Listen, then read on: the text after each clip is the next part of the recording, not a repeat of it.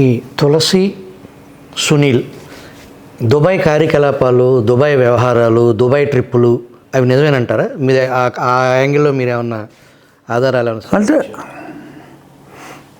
తులసి చాలా ఎక్కువసార్లు దుబాయ్ వెళ్ళాడని చెప్పి నాకు చెప్పారు కొంతమంది.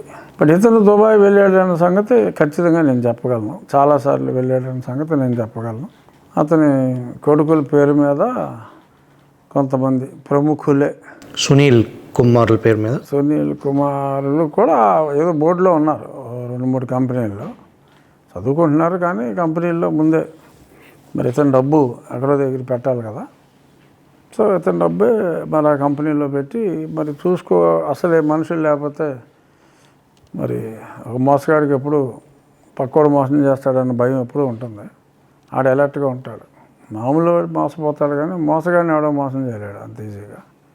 సో అతను ఆ కొత్త పార్ట్నర్ మోసం చేయకుండానో మరి ఏంటో కొడుకును కూడా పెట్టి వ్యాపారం, ఇతని డబ్బులతో వ్యాపారం వేరే వాళ్ళు చేస్తున్నట్టుగా రూఢీ సమాచారమే ఉంది. ఇతను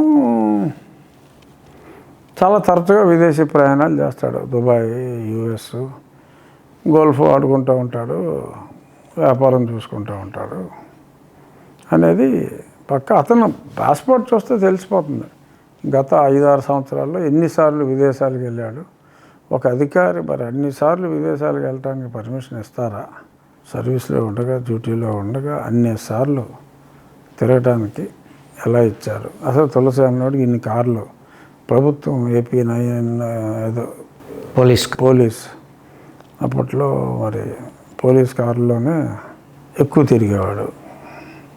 సో మరి ఇవన్నీ పైగా ఆ సలహాదారు ఇతనేంటో, ఈ సలహాదారు ఏంటో అన్నది అది ఆశ్చర్యం. అంటే ఎంత దారుణంగా ఫ్రాడ్ చేయొచ్చా?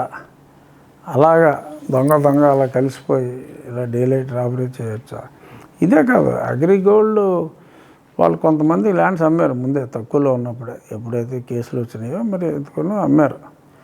ఆ మహబూబ్ నగర్, షాద్నగర్ సైడు వాల్యూస్ పెరిగినాయి ఆ మధ్యన బాగా.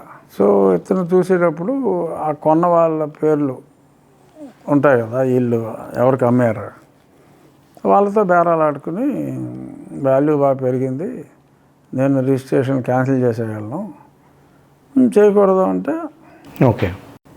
అలా మీ కేసులో మీరే విచారణ అధికారి, మీరే వెంటబడి ఆ రోజు నుంచి ఇవాల్టి వరకు బెయిల్ వ్యవహారంలో కూడా ప్రభుత్వ న్యాయవాదితో పాటుగా అక్కడ ఏమన్నా పొరపాటు జరుగుద్దేమోననే ఉద్దేశంతో మీరు మీ ఖర్చుతో, మీకు ఆల్రెడీ ప్రభుత్వ న్యాయవాది ఉన్నారు మీ తరపున, అయినప్పటికీ మీరు సపరేట్గా ఒక న్యాయవాదిని పెట్టి మీ కేసును ఆశాంతం ఫాలోఅప్ చేయటం, దీనికి సంబంధించి ఏదైతే ఈ అవినీతి ఇప్పటివరకు మీరు ఏదైతే చెప్తున్నారో దీనికి సంబంధించిన ఆధారాలు ఏమన్నా సేకరించారా? ఆ సేకరించి ఉన్నట్లయితే మీ దగ్గర దాన్ని చీఫ్ మినిస్టర్కి కానీ ఏసీబీకి అప్పచెప్పి అలా ముఖ్యమంత్రి దృష్టికి తీసుకెళ్లే పరిస్థితి ఏమైనా ఉందంటారా? డెఫినెట్గా, హోప్ఫుల్లీ ఇంకొద్ది నిమిషాల్లో కావచ్చు, మేబీ గంట కావచ్చు, ఏసీబీ వద్దకైతే వెళ్తుంది. ఫుల్ డీటెయిల్స్, ఏమీ అంబిగ్యూటీ ఉండదు. ఊరికి అలా వెళ్ళి ఎంక్వైరీ చేస్తే అరగంటలో తెలిసిపోతుంది. రెడ్ బుక్లో అధికారులకు మంచి పోస్టింగ్లు వస్తున్నాయని చెప్పేసి ఒక కేడర్లో ఒక రకమైన అనిశ్చితి, ఒక విభ్రాంతి కలిగే పరిణామాలు జరుగుతూ ఉన్నాయి. దానికి కారణం ఏంటంటారు? అంటే కారణం మిస్టేక్ ఎమ్మెల్యేలదే ఉంటుందండి. అదేమో నేరుగా మీ పార్టీ అధిష్టానాన్ని తాగుతుంది. అది అన్యాయం. ఎందుకంటే కావాలని, ఇప్పుడు to be very honest, up till circle inspector ఎంతో కొంత ఎమ్మెల్యే పాత్ర వీళ్ళు రిక్వెస్ట్ చేసుకోవటం బట్టి కూడా ఉంటుంది. So though it is not suppose to be that way, but it happens, తప్పదు కొన్ని చోట్ల. ఆ ప్రాసెస్లో వీళ్ళే కావాలి అని అడిగినప్పుడు అది కొన్ని రాంగ్ ఎంట్రీలు కూడా పడవచ్చు రెడ్ బుక్లో, కొన్ని రియల్ ఎంట్రీలు జెన్యున్గా చేసిన అరాచకాలు ఉంటాయి. అంత అరాచకం చేసిన వాళ్ళని తీసుకోకుండా ఉంటే మంచిది. అరాచకం చేసిన వాళ్ళు 10-15% కన్నా ఉండరు.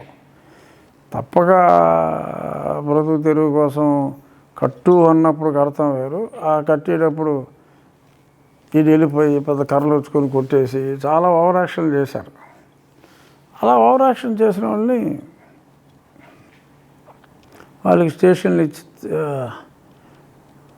అండ్ ఆర్డర్ సర్కిల్ ఇన్స్పెక్టర్లో ఇస్తే కొంచెం ఇబ్బంది పడతారు డెఫినెట్గా. అమరావతి మీద నాటి నుంచి అది తెలిసి జరిగింది అయ్యి ఉండదు. అదే పనిగా ఎమ్మెల్యే రిక్వెస్ట్ చేస్తే ఒబ్లైజ్ చేసిన అబరేషన్ అయి ఉండొచ్చు. ఎమ్మెల్యే స్థాయిలో జరిగే పరిణామాలు తప్ప ఇది అధిష్టానానికి సంబంధించింది కాదండి. డెఫినెట్గా కాదు అని ఖచ్చితంగా చెప్పగలను. గతంలో కానీ ఇప్పుడు కానీ జగన్మోహన్ రెడ్డి కానీ జగన్మోహన్ రెడ్డి పార్టీ కానీ జగన్మోహన్ రెడ్డికి అనుకూల మీడియా కానీ ప్రత్యేకించి సాక్షి అదే విషయం ఏదైతే అమరావతి మీద గత కొంతకాలంగా 10 ఏళ్లుగా చిమ్ముతున్న విషయమే మళ్ళీ చిమ్మే పరిస్థితి ఉంది. దాన్ని మీ పార్టీ నుంచి ధీటుగా ఎదుర్కొని అమరావతి డెవలప్ అయితే జరిగే ప్రయోజనాలు ఏంటి, అది ప్రజా రాజధాని ఎలా అవ్వబోతుంది అనేది వివరించడంలో కొంత విఫలమయ్యారనేది నిజమేనంటారు? ముఖ్యమంత్రి గారు చాలా స్పష్టంగా చెప్తున్నారు. సో ఆయన అంత స్పష్టంగా చెప్తున్నారు కాబట్టి వేరే వాళ్ళు ఎక్కువగా మాట్లాడతారు. ఎందుకంటే ఈజ్ వెరీ క్లియర్, క్రిస్టల్ క్లియర్గా చెప్తున్నారు. సో కాబట్టి ఆయన పర్సనల్గా అమరావతి, పోలవరం ఆ రెండు కళ్ళుగా భావించి చెప్తున్నారు కాబట్టి మిగిలిన వాళ్ళు ఎంత మాట్లాడినా అంత బాగా ఎక్స్ప్లెయిన్ చేయలేరు కాబట్టి వేరే వాళ్ళు మాట్లాడతలేదేమో అని నేను అనుకుంటున్నాను. కూటమి ప్రభుత్వంలో ఎమ్మెల్యేల అవినీతి కట్టుదెగింది అనే ఆరోపణలు తీవ్రంగా ఉన్నాయి. ఉండి లాంటి 1, 2, 3 నియోజకవర్గాలు మినహాయిస్తే దాదాపుగా అన్ని నియోజకవర్గాల్లో విశృంఖలమైనటువంటి అవినీతికి పాల్పడుతున్నారు అనే ఒక చర్చ నడుస్తుంది. అది ఎంత మాత్రము మీ పార్టీకి, కూటమి ప్రభుత్వానికి శోభనివ్వదు. ఆ వివరాలు ఏమైనా మీ దృష్టికి వచ్చినాయి రాజుగారు? లేదు, నా దగ్గరికి వచ్చింది గుడివాడ వరకు నాకు స్పష్టంగా ఇతను తులసిబాబు చాలా ఆగడాలు చేస్తున్నాడు అని మటుకు చాలా స్పష్టంగా వచ్చింది. అంతకుమించి మరి నా దృష్టికి అయితే రాలా.